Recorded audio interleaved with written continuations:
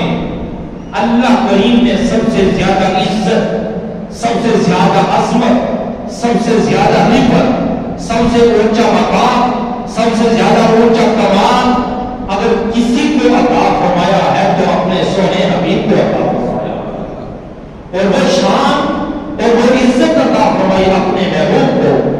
اب جن جن کی نسبت بھی اس کریم لجپال کے ساتھ ہو گئی، اللہ کریم پھر ان سے پیار کرواتا ہے، پھر کائنات میں ان کا مقام بھی بلند و بالا کروا دیتا ہے، کائنات میں پھر ان کی بھی ایک منفرد حیثیت بن جاتی ہے، کائنات میں حضور کی غلامی میں آ کر، حضور کی نسبت میں آ کر پھر کائنات میں وہ بھی ایک عزت اور منفرد حیثیت کے مالک بن جایا کرتے ہیں۔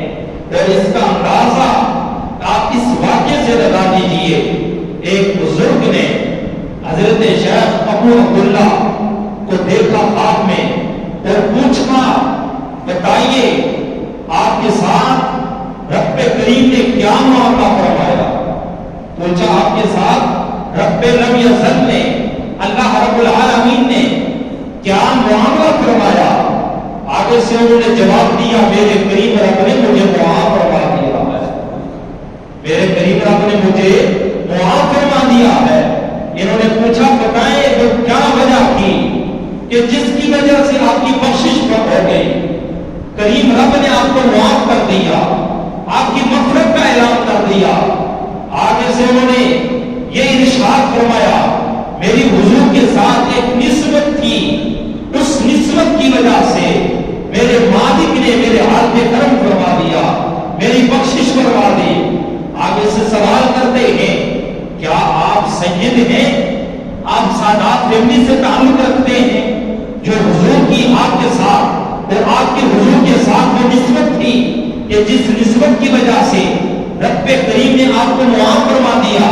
فرمایا لا، یہ میری نسبت تو نہیں تھی، نسبت القلب الی الراعی، میری حضور کے ساتھ نسبت تو یہ تھی جیسے ایک کتے کی مالک کے ساتھ جو نسبت ہوتی ہے، میری وہ نسبت حضور کے ساتھ تھی، اس نسبت کی وجہ سے میرے مالک نے مجھے معاف کر دیا۔ اب خود سوچئے، ایک امتی ہو کر اگر اس کے دل میں حضور کی محبت ہو، اس کے دل میں عشق مصطفیٰ کی شمع روشن ہو، اس کے دل میں محبت مصطفیٰ موجود ہو، وہ کریم رب اتنا رحیم ہے، وہ رب اتنا فضل فرمانے والا ہے، پھر وہ اپنے بندوں کی طرف نہیں دیکھتا، وہ تو روح مصطفیٰ دیکھتا ہے، وہ تو یہ دیکھتا ہے یہ آنے والا کون ہے، یہ تو میرے محبوب کا کلمہ گو ہے، یہ آنے والا میرے محبوب کا امتی ہے۔ اس لیے ساری زندگی لا الہ الا اللہ محمد رسول اللہ کے گنگنائے، اس نے ساری زندگی مصطفیٰ جانے رحمت کے لاکھوں سلام پڑھتا رہا۔ آج اپنی دنیا کی زندگی اگر چھوڑ کے میری بارگاہ میں پہنچ چکا ہے، میں فقط اس نسبت کی وجہ سے آج معافی کا اعلان کرتا ہوں۔ اور اللہ کریم کو اپنے محبوب کے ساتھ جو نسبت ہوتی ہے اس کا اس قدر لحاظ رکھتا ہے۔ تو امام الانبیاء کے غلاموں، یہ ایک عام امتی کی یہ فضیلت، یہ ایک عام امتی کی یہ شان، اور جن کی رگوں میں خون مصطفیٰ ہو، وہ جو حضور کے کندھوں پہ سوار ہونے والے ہو، جو حضور کی گود میں بیٹھنے والے ہو، جن کو حضور علیہ السلام اپنا لعاب رحم دے، پھر ان کی شان، پھر ان کی عزت، پھر ان کے کمال، پھر ان کی عزت کی ہم یہاں پر کیا بات کر سکتے ہیں۔ آج ہم حضور کے اس شہزادے کی بات کرنے لگے ہیں جن کے متعلق آقا کریم علیہ السلام نے ارشاد فرمایا، الحسن والحسین سیدا شباب اہل الجنہ۔ یہ میرے دونوں جو شہزادے ہیں نا، امام حسن، امام حسین، یہ دونوں جنتی جوانوں کے سردار ہیں، یہ جنتی جوانوں کے سردار ہیں۔ امام الانبیاء صلی اللہ علیہ وسلم کے غلاموں، آقا کریم علیہ السلام کا وصال کا وقت قریب تھا۔ آپ کی نور نظر، لخت جگر سیدہ طیبہ طاہرہ سیدہ فاطمہ الزہرا سلام اللہ علیہا، آپ شہزادوں کو لے کر حضور کی بارگاہ میں حاضر ہو جاتے ہیں. آ کے عرض کرتی ہیں یا رسول اللہ آزان یہ بنا کی، یا رسول اللہ یہ دونوں شہزادے آپ کے بیٹے ہیں، یہ دونوں آپ کے شہزادے ہیں، آپ انہیں کچھ وراثت میں عطا فرما دیجئے.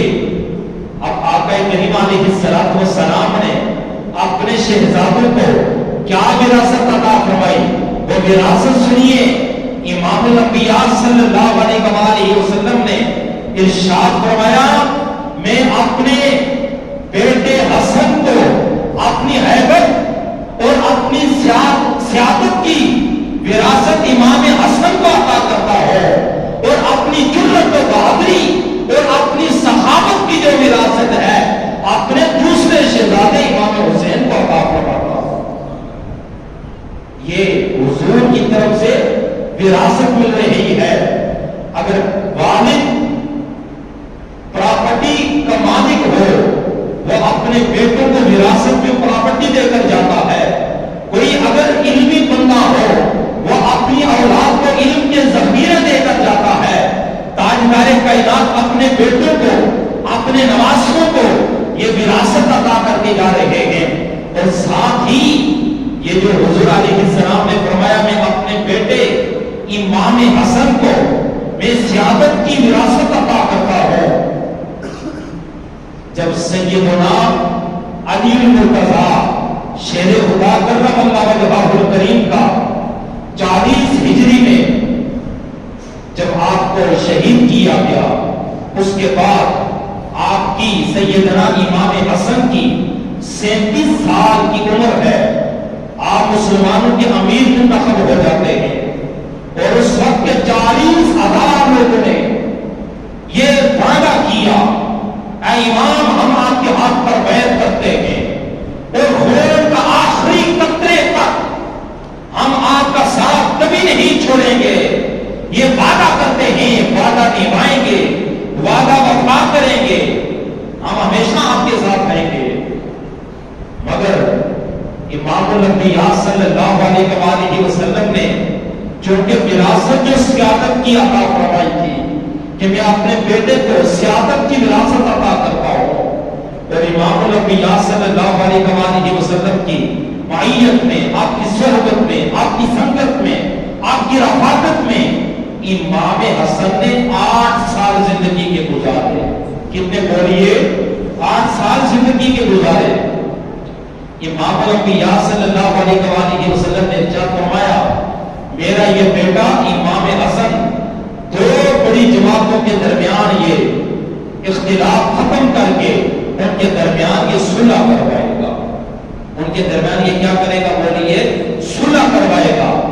ابھی 6 ماہ ہی گزرے تھے کہ سیدنا امام حسن نے حضرت سیدنا امیر معاویہ رضی اللہ تعالی عنہ کو بلا کر خلافت ان کے سپرد کر کے ان کے ہاتھ پر بیعت کر کے خود آپ مدینہ تو نبی صلی اللہ تعالی علیہ وسلم تشریف لے جاتے ہیں. آپ نے دیکھا بہتری اسی میں ہے کہ اب خلافت میں ان کے حوالے کر دو. 6 نمبر میں آپ نے خلافت ان کے حوالے کر کے خود حضور کے شہر میں چلے جاتے ہیں. اور اس طرح بڑی جماعتوں کے درمیان جو شاید خونریزیاں ہوتی، قتل و غارت عام ہو جاتی، امام حسن رضی اللہ تعالی عنہ نے اس سارے فتنے کو، سارے فساد کو آپ نے ختم کر دیا. اور امام حسن رضی اللہ تعالی عنہ کا یہ خوبصورت کلام، یہ خوبصورت فرمان آج کی امت مسلمہ کو یاد رکھنے کی ضرورت ہے. آج کے ہمارے لیڈروں کو اس فرمان کو اپنے پیش نظر رکھنے کی ضرورت ہے.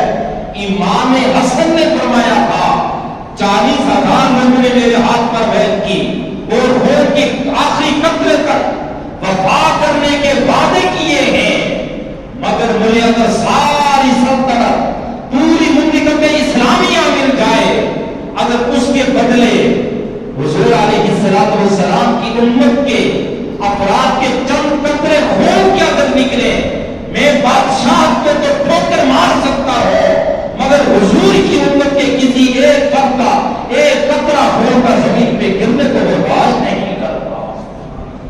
اور آج اسی کرسی کے کے لیے، اسی لیڈرشپ کے لیے ہم لوگ قتل عام کر دیتے ہیں. کیا جو نظام ہوتا ہے وہ ہم سب لوگوں کے سامنے ہے. بہرحال جس ہستی کا ہم ذکر کر رہے ہیں اللہ پاک ان کے تبسل ہمارے ہاتھ بھی پر بھی کرم فرمائے.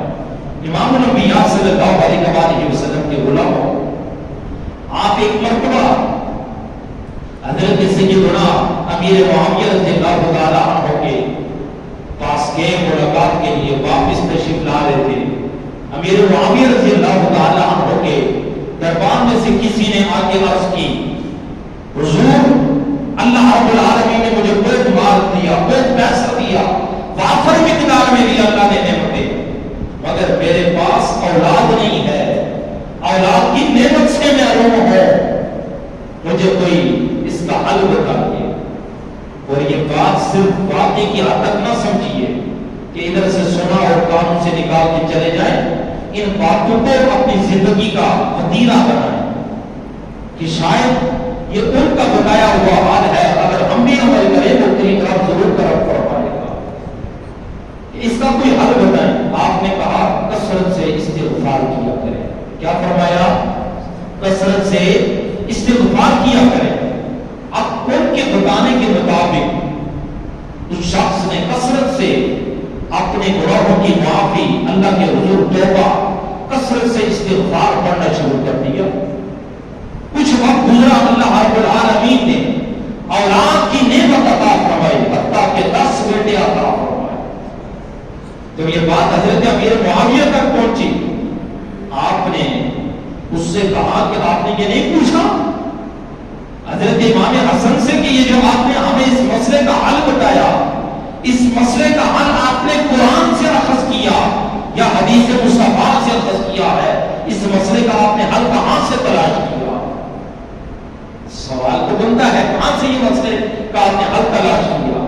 بہرحال کچھ ٹائم گزر جانے کے بعد اس شخص کی ملاقات بھی امام حسن سے ہو جاتی ہے. وہ جو ذہن میں سوال تھا، سوال پوچھو گا، اس میرے مسئلے کا حل آپ نے جو نکالا، یہ مسئلے کا حل آپ نے قرآن سے نکالا تھا یا حدیث سے نکالا تھا؟ پوچھا. آپ نے فرمایا الم تسمع قول ہود، الم تسمع قول حضرت نوح علیہ السلام کا ذکر کیا، کیا آپ نے ان کا ذکر نہیں سنا؟ قرآن کہتا ہے استغفروا ربکم انہ کان غفارا یرسل السماء علیکم مدرارا وَيَزِدْكُمْ قُوَّةً إِلَىٰ قُوَّتِكُمْ. حضرت ہود علیہ السلام نے اپنے قوم سے فرمایا تھا کثرت سے استغفار کرو، اللہ کے حضور معافی مانگو، توبہ کرو، پھر کیا ہوگا؟ یُرْسِلِ السَّمَاءَ عَلَيْكُمْ مِدْرَارًا، وہ موسلا دار بارش برسائے گا تم لوگوں پر. وَيَزِدْكُمْ قُوَّةً إِلَىٰ قُوَّتِكُمْ، اور تمہاری قوت میں مزید اضافہ فرما دے گا. پھر حضرت یہ تو حضرت ہود کی میں نے بات کی، حضرت نوح علیہ السلام نے بھی یہی فرمایا یرسل السماء علیکم مدرارا ویمددکم باموال وبنین ویجعل لکم جنات ویجعل لکم انہارا. آپ نے بھی اپنی قوم سے فرمایا تھا میری قوم کثرت سے اللہ کے حضور معافیاں مانگو، کثرت سے اللہ کے حضور توبہ کرو.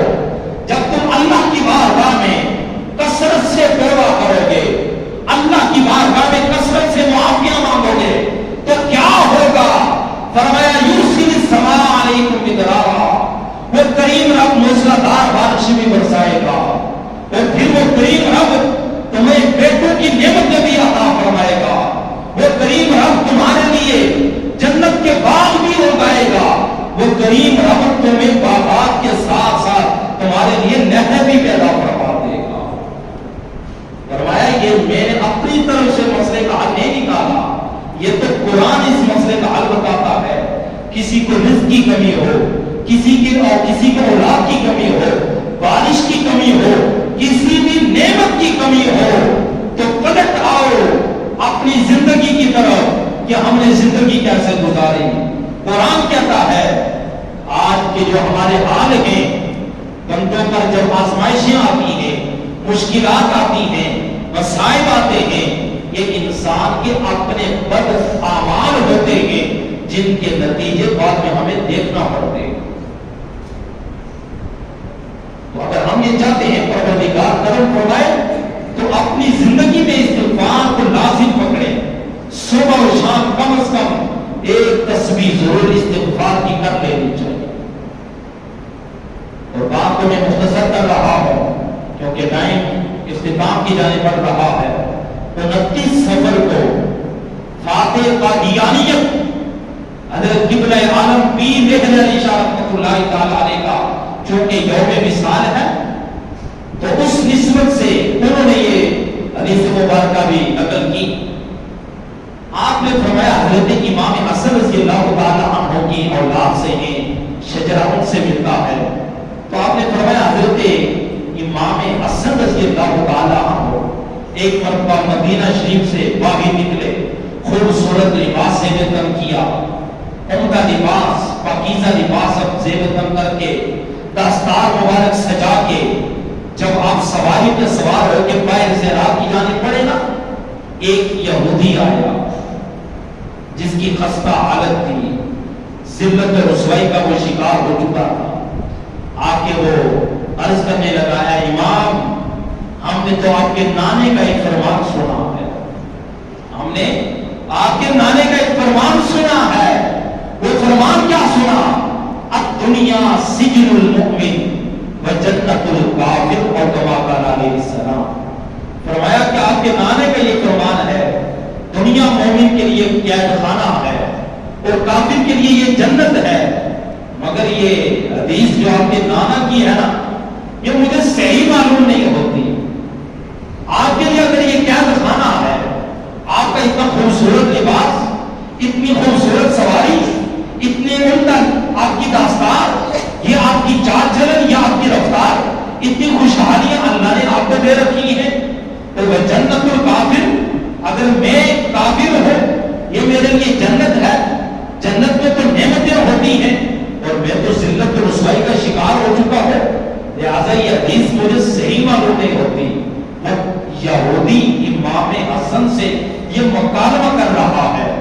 حضرت امام حسن نے کیا فرمایا سنیے، امام حسن نے فرمایا افسوس کہ تو نے حدیث سن تو رکھی ہے مگر حدیث کو تو نے سمجھا نہیں ہے، اب سن اس حدیث کی وضاحت میں کرتا ہوں، اس حدیث کی تشریح امام حسن کرتا ہے، سن لے وہ کیا میرے نانے کا فرمان پر حق ہے، دنیا تو بدل سکتی ہے مگر میرے نانے جان کا فرمان وہ غلط نہیں ہو سکتا، میرے نانے جان کا فرمان حق ہے، وہ کیسے اب میں بتاتا ہوں سن لے۔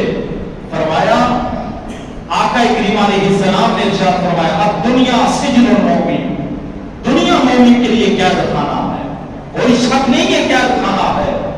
اب جو لوگ نیکوکار ہوں گے